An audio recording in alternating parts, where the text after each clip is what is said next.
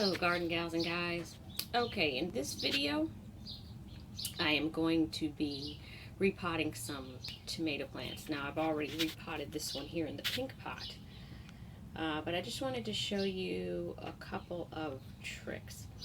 First thing is that on tomato plants, if you notice, and I'm just going to come in real close here, you can see that furriness on the plant, on the stalk, right?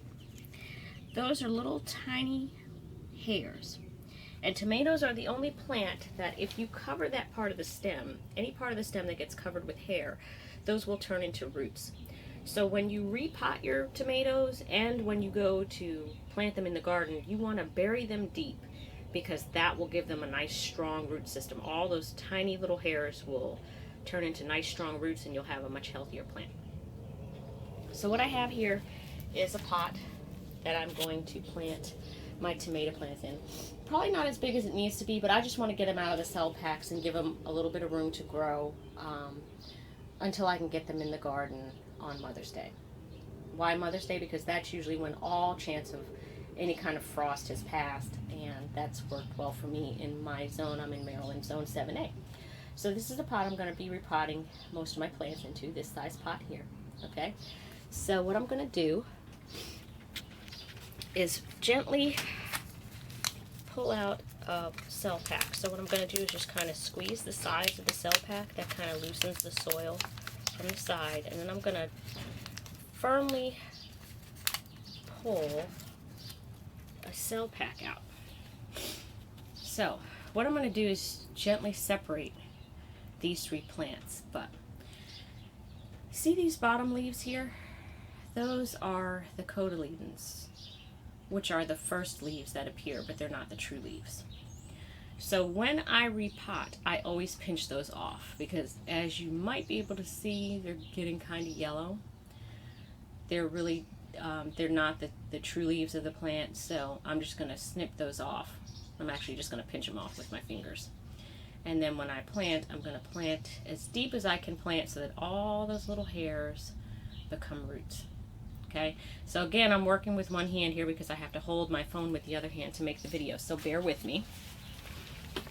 Okay, so what I'm going to do is just gently kind of pick the plant apart. Okay, comes apart pretty easily.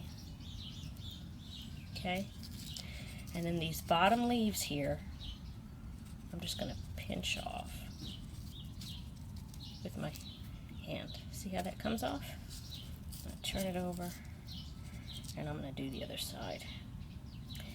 And I'm not going to worry about watering my seedlings because another trick that I learned when I was in the farmer trainee program is that you give your plants a good drink before you transplant them. That way their soil is nice and moist, and when they go either into the garden or into a new pot, they won't go through any shock.